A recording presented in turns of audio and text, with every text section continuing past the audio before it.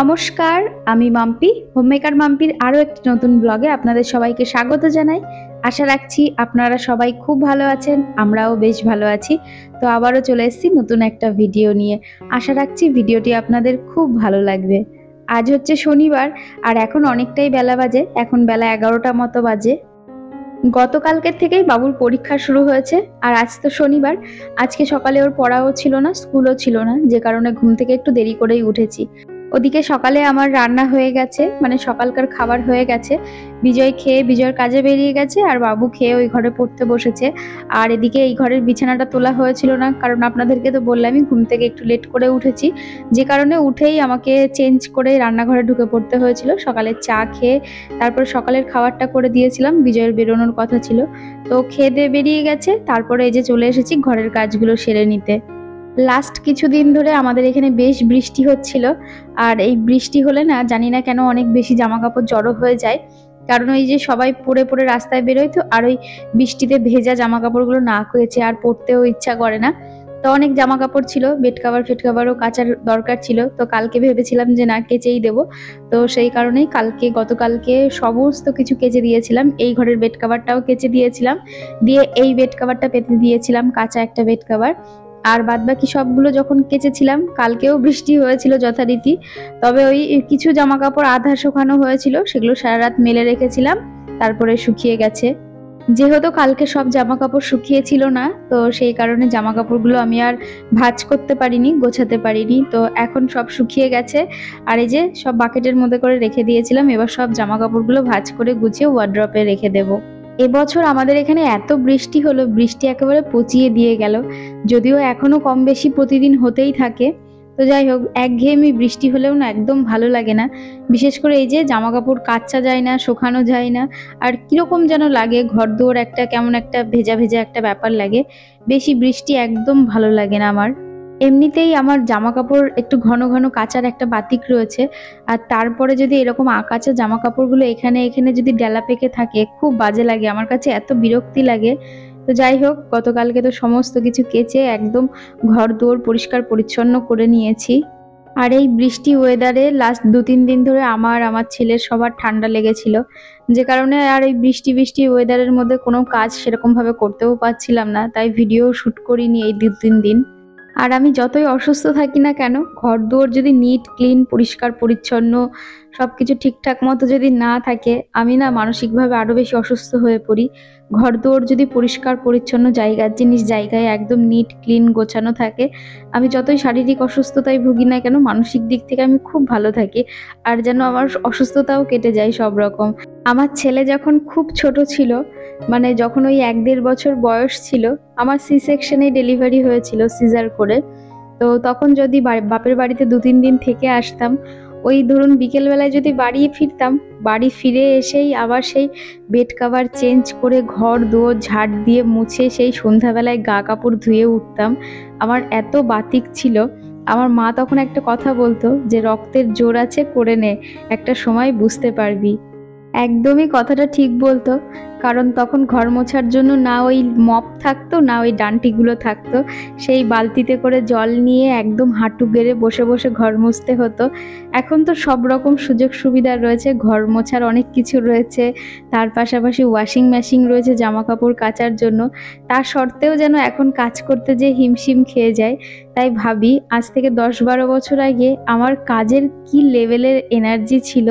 সেই দৌড়ে দৌড়ে সারাদিন কত কাজ করেছি, ওই বাচ্চাকে একা হাতে সামলানো, মানুষ করা, ঘরের সমস্ত কাজ করা, মানে কি করেছি আর না করেছি।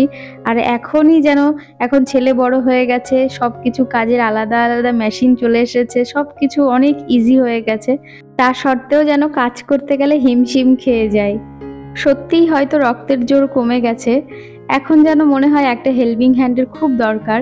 খুঁজছিও জানেন, তবে ঠিকমতো পাচ্ছি না, পেলে পরে হয়তো রেখেই দিতাম। মাঝে একজনকে রেখেও ছিলাম, তবে এত অপরিষ্কার কাজ আমি বেশি দিন রাখতে পারিনি। এত অপরিষ্কার কাজ, মানে নিজে সুস্থ সবল থাকা অবস্থায় তো ওই কাজগুলো নেওয়াই যায় না। সে কাজ করে দেওয়ার পরে আমাকে আবার সেই বাসনগুলো ধুতে হতো। একটু পরিষ্কার পরিচ্ছন্ন মন মতো কাজের লোক পেলে 2 পয়সা বেশি দিয়েও রাখা যায়, তবে সেরকম কাজের লোক পাওয়াটাই খুব মুশকিল। মাঝে মাঝে ভাবি হয়তো একটা হেল্পিং হ্যান্ড থাকলে আপনাদের সঙ্গে আমি আরো ভালো ভালো কিছু ভিডিও শেয়ার করতে পারতাম। সত্যি বলতে সংসারের প্রচুর চাপ, প্রচুর কাজের চাপ থাকে।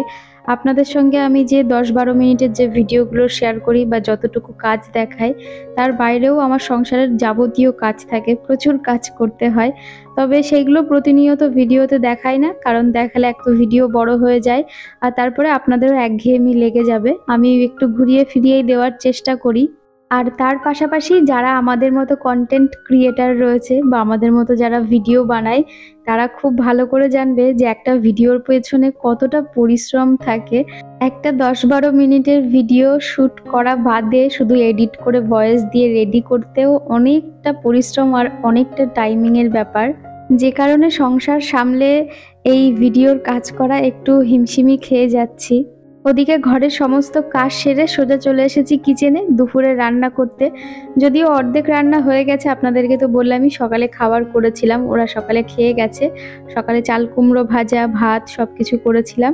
আর এখন করছি এই যে পনির করছি। পনিরটা গরম জলে ভেজে চুবিয়ে রেখেছি, তাতে পনিরটা ভীষণ সফট হয়। এখানে মশলা করে রেখেছি, আর ওদিকে ওই যে গোটা গরম মশলা, তেজপাতা ফোড়ন দিয়ে আলু আর পটলটাকে খুব ভালো করে ভেজে নিচ্ছি। সিঙ্কের মধ্যে কিছু বাসন রয়েছে সকালকার খাবারের, তো সেগুলো পরে মাজবো, এখনো মাজিনি। আর এই যে চাল কুমড়ো ভাজা করেছিলাম, বেশিরভাগটাই শেষ হয়ে গেছে সকালে খেয়ে, আর কিছুটা রয়েছে, ওটা দুপুরে হয়ে যাবে। সকালের খাবারে চাল কুমড়ো ভাজার পাশাপাশি করেছিলাম আলু সেদ্ধ, তো ওইগুলো দিয়েই ওরা খেয়ে চলে গেছে। এর আগের ভিডিওতে একটি বোন কমেন্ট করেছিল যে তুমি যেভাবে পনিরটা রান্না করলে একটু রেসিপিটা ডিটেলসে শেয়ার করো। তো আমি বলে দিই, যদিও এটা আমি অনেকবার এর আগে দেখিয়েছি। তো প্রথমে গোটা গরম মশলা, তেজপাতা ফোড়ন দিয়ে পটল আর আলুটাকে খুব ভালো করে ভেজে নিয়েছিলাম, দিয়ে মশলাটা কষিয়ে নিচ্ছি। অবশ্যই আমি এই পটল আলু ভাজার আগে পনিরটাকে ভেজে গরম জলে চুবিয়ে রেখেছি, এতে পনিরটা খুব সফট হয়। আর ওই গরম জলটাই আমি পরে এর মধ্যে অ্যাড করে দেব। আর মশলার মধ্যে কি কি দিয়েছি সেটা বলে দিই। 1 টেবিল স্পুন মতো জিরে নিয়েছি, 1/2 টেবিল স্পুন মতো ধনে নিয়েছি, আর তার সঙ্গে আমি নিয়েছি 1 ইঞ্চি মতো আদা নিয়েছি, 2টো শুকনো লঙ্কা, 2টো কাঁচা লঙ্কা, একটা মিডিয়াম সাইজের টমেটো, তার সঙ্গে আমি 1.5 টেবিল স্পুন মতো আমি চারমগজ নিয়েছি, তার সঙ্গে 5-6টা মতো কাজু বাদাম নিয়েছি। নিয়ে এটাকে খুব ভালো করে পেস্ট করে নিয়ে তারপরে লবণ, হলুদ আর একটু মিষ্টি দিয়ে ভালো করে মশলাটাকে কষিয়ে নিতে হবে। আর এখানে দেখতেই পাচ্ছো একদম মশলাটা শুকনো শুকনো করে ভালো করে কষিয়ে নিয়েছি। তারপরে ওই যে গরম জলটা রয়েছে, মানে যার মধ্যে পনিরটা আর কি চুবিয়ে রেখেছি, তো সেটার মধ্যে থেকে আমি গরম জলটা এখন দিয়ে দেবো। তবে পনিরটা এখন দেবো না, পনিরটা কিছুক্ষণ পর দেবো, যখন এই ঝোলটা খুব ভালো করে ফুটে পটল আলুটা ভালোভাবে সেদ্ধ হয়ে যাবে, তারপরে পনিরটা অ্যাড করব। আপনারা চাইলে শুধু আলু দিয়েও এইভাবে পনির করে খেতে পারেন, খুব ভালো লাগে খেতে। তবে আমরা পটলটা দিই, কারণ পটল দিয়েও দুর্দান্ত লাগে খেতে, প্রায়ই করে খাই আমরা। তো যাই হোক, এদিকে আমার তরকারি প্রায় হয়ে গেছে। সিঙ্কের মধ্যে কিছু বাসন ছিল, দেখতেই পেলেন প্রথমে, তো সেগুলোও মেজে নিয়েছি। আর ওই যে ডিশ লিকুইড জেলটা না শেষ হয়ে গেছে, তাই উপর করে রেখে দিয়েছি, যাতে লাস্টটুকু একদম নিচে চলে আসে, আর ওটা দিয়ে আমি কড়াইটা পরে মেজে নেব তরকারিটা নামিয়ে। তো যাই হোক, এদিকে আমার তরকারি প্রায় হয়ে গেছে, নামানোর আগ দিয়ে একটু ঘি গরম মশলা দিয়ে নামিয়ে নেব। আর এই তরকারিটা ভীষণ ভালো খেতে হয়, আপনারা চাইলে অবশ্যই বাড়িতে তৈরি করতে পারেন। আর ট্রাই করে অবশ্যই কমেন্ট করে জানাবেন কেমন হয়েছে খেতে। যদিও আমাকে অনেকেই বলে যে মাম্পি তোমার রেসিপিগুলো আমি ট্রাই করি, ভীষণ ভালো খেতে হয়। একটি বোন আমায় বলেছিল, দিদিভাই তোমায় দেখে আমি যে যে রেসিপিগুলো করেছি খুব ভালো খেতে হয়েছে, একদম রক। আমার তো শুনে খুব ভালো লেগেছে যে তোমরা আমার রেসিপিগুলো ট্রাই করো। যাই হোক, এদিকে আমার রান্না হয়ে গেছে, এবার আমি তরকারিটা নামিয়ে নেব। আর ওদিকে রান্না করতে করতে তো আমি রান্নাঘরটাকেও ভালো করে পরিষ্কার করেই নিয়েছি, সব কাজই হয়ে গেছে। আর এদিকে এই যে সব খাবার রেডি হয়ে গেছে, দুপুরে খেতে বসার আগ দিয়ে আবার ক্যামেরা অন করেছি। আর আজকের রান্নার যে ফাইনাল লুক সেটাই আপনাদের সঙ্গে শেয়ার করছি। তো চলুন, ভিডিওটা আর বেশি বড় করব না। আর আজকের ভিডিওটা আপনাদের কেমন লাগলো অবশ্যই কমেন্ট করে জানাবেন। ভালো লাগলে একটু লাইক করবেন, আর যারা নতুন বন্ধুরা আছেন সাবস্ক্রাইব করে আমার পাশে থাকতে পারেন। আবারও দেখা হবে নতুন কোনো ভিডিও নিয়ে, ততক্ষণ সুস্থ থাকবেন, ভালো থাকবেন, টাটা।